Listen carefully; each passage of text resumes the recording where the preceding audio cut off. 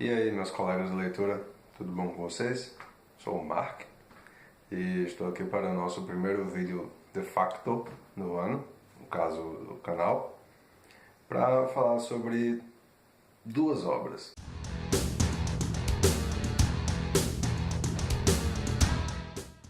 Eu tinha planejado inicialmente fazer um vídeo para cada, mas não deu. Principalmente depois que eu li uma delas. Estou aqui hoje para falar sobre O Demonologista e O Exorcista.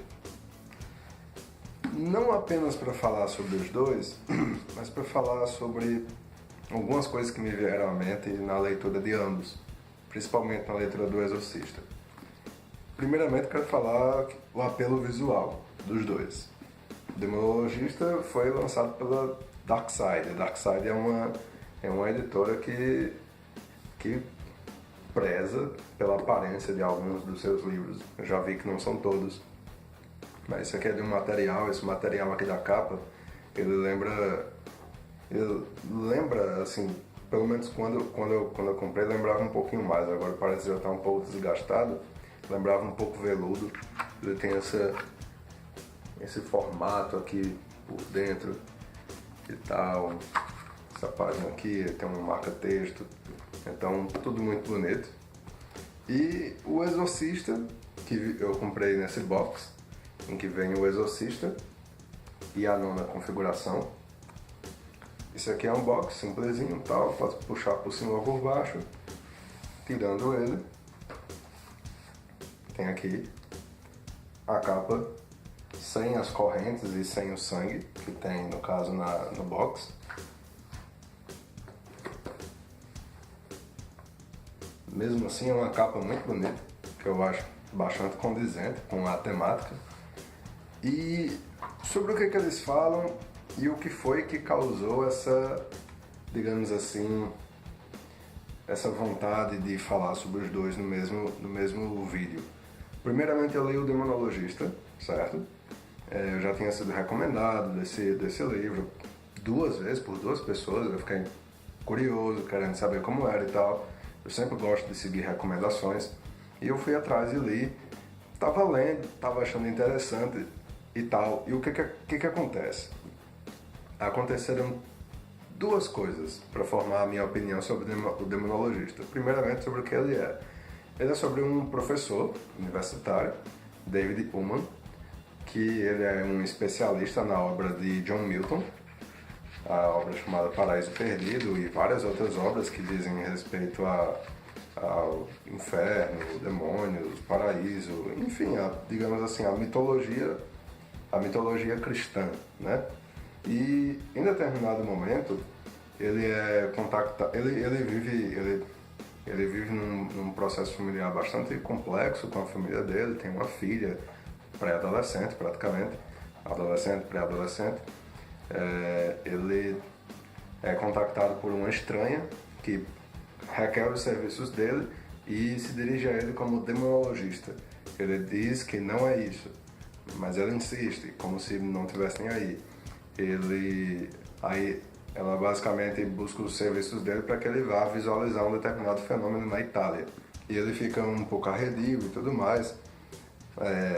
Ele chega em casa, a mulher dele pede divórcio, ele já está, digamos assim, com um convite em aberto, ele vai lá, ele aceita, né, pago por isso e tal.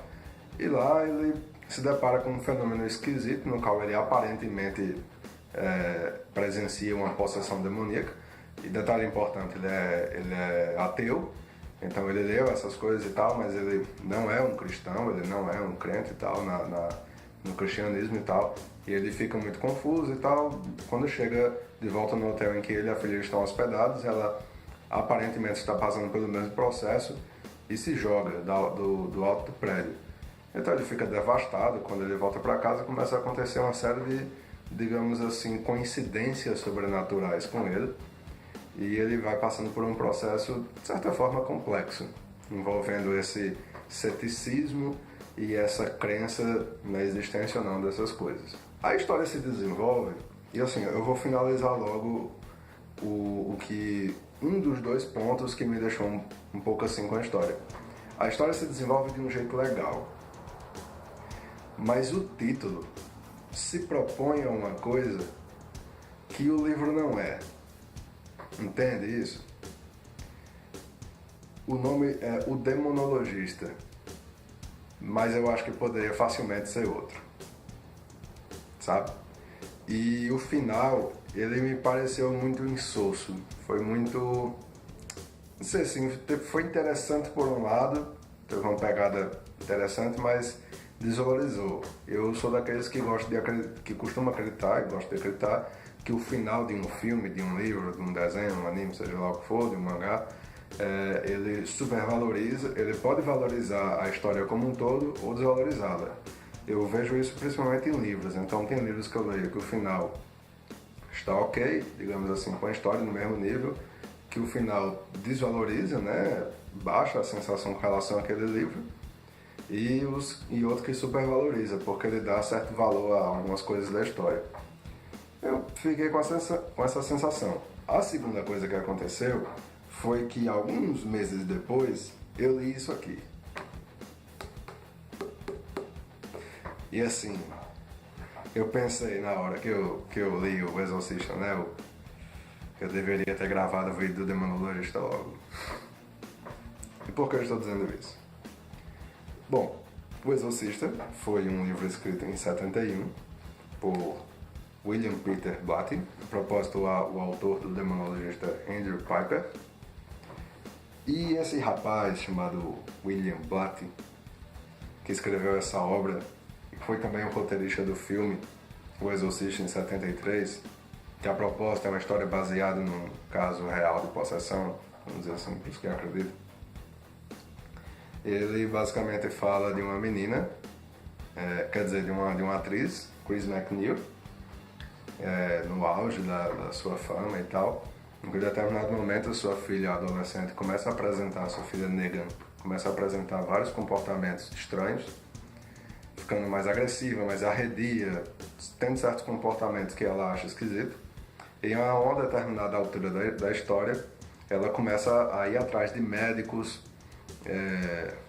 que possam ajudá-la, vai indo atrás de médicos querendo saber como é que faz, como é que acontece, essa questão de diagnósticos, de internações, de medicamentos para ajudar a filha e tal. Até que a determinada altura um dos médicos recomenda que ela busque uma ajuda religiosa. E aí que ela vai atrás, digamos, da igreja para ver essa questão do exorcismo, começa a conjecturar a possibilidade da filha dela estar possuída. Mesmo ela mesma não acreditando muito nessa possibilidade, ela só querendo que a filha seja curada. E nisso se desenvolvem muitas coisas. E um dos motivos que fez com que eu me sentisse a minha percepção do demonologista mais ofuscada do que meu próprio julgamento com relação ao livro, devido à leitura do primeiro julgamento devido à minha impressão, a impressão que eu tive do demonologista, e a segunda devido à leitura do exorcista. O demonologista, ele é como se fosse uma história inspirada no exorcista. Eu não sei se isso é verdade, eu não fui atrás de saber disso, mas é como uma história inspirada no exorcista, mas fraca. E o exorcista é uma história com uma complexidade e uma profundidade assim absurda. Porque o foco do Exorcista, apesar do título, apesar da coisa que aparece no filme, que eu acredito que muitos viram, por ser um filme velho, que a proposta é bastante fiel ao livro, não em tudo, mas bastante fiel, é que o foco não é exatamente a possessão, não é exatamente o exorcismo, por dois motivos muito simples. Boa parte do livro é basicamente ela buscando diagnósticos, digamos assim, ela buscando um tratamento, uma cura para a filha dela, a Chris indo atrás de um tratamento para Negan, e os sintomas dela só piorando e os médicos arranjando possibilidades diagnósticas. Então, assim, a lista de possibilidades diagnósticas é imensa, que vai desde, sei lá, depressão no caso, depressão não, acho que era bipolar, que antigamente era chamado de transtorno maníaco depressivo, até, sei lá, múltipla personalidade e explicações mirabolantes, mas explicações científicas bastante positivistas, do porquê ela conseguia mover coisas ao redor do quarto e tudo mais, como se fosse uma força que ela movia de acordo com a energia que saía dela, mas tinha uma explicação científica para isso. E o padre com quem ela entra em contato para realizar o exorcismo, ele é ateu. E dá uma explicação do porquê existem padres ateus.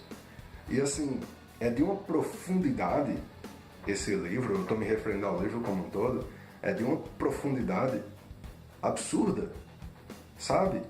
Então, quando eu li o livro, eu esperava uma coisa, digamos assim, um foco muito mais místico. Eu me deparei com outra.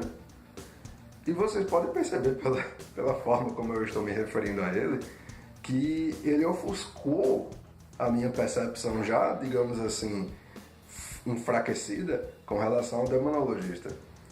Então, assim, na minha concepção, na minha percepção, um é claramente superior ao outro. Agora isso não ofusca o fato das pessoas que terem... As pessoas que me recomendaram o Demonologista, isso não ofusca o fato delas terem achado o livro ótimo. Não duvido. Ele é um livro que, ao meu ver, tinha muito potencial para se tornar uma coisa maior, digamos assim. Digamos, se determinados conhecimentos do protagonista, David Ullman, fossem explorados de outra forma, aí seria massa. Seria muito legal, mas não foi o caso. Esses conhecimentos dele foram muito mal explorados. Tanto que eu fico assim, pô, por que o nome é esse? Sabe? Então, essa é a minha visão final. Eu fiquei justamente com essa impressão com relação ao Demonologista. Mesmo assim, quem quiser dar uma olhada, pegar para ler e tal, é interessante. Ele, digamos assim, ele fazendo um paralelo com o Exorcista, ele segue, digamos, uma outra linha de narrativa.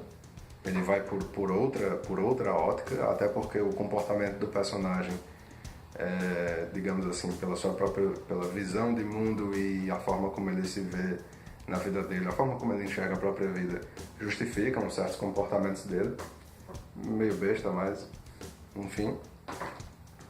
E, até pelo que vocês já estão vendo, mais do que recomendado. Muitíssimo bom, muitíssimo excelente, recomendadíssimo o Exorcista. Inclusive eu conheço pessoas que têm medo do filme, porque acham ele muito... Enfim, é um filme que, apesar de antigo, né, década de 70, ele ainda assusta algumas pessoas ainda hoje. E tem aquelas pessoas que quando vem baseado em fatos reais, aí fica... sabe? Enfim, pessoal, é isso aí, é isso que eu tinha pra dizer. Vou voltar às atividades com a fanpage, continuar as atividades com o perfil no Instagram, então curta lá a fanpage, comece a seguir o Instagram, voltar a postar umas coisas interessantes e tal, coisas que dizem respeito às leituras. Enfim, é isso aí, espero que tenham gostado e até os próximos vídeos.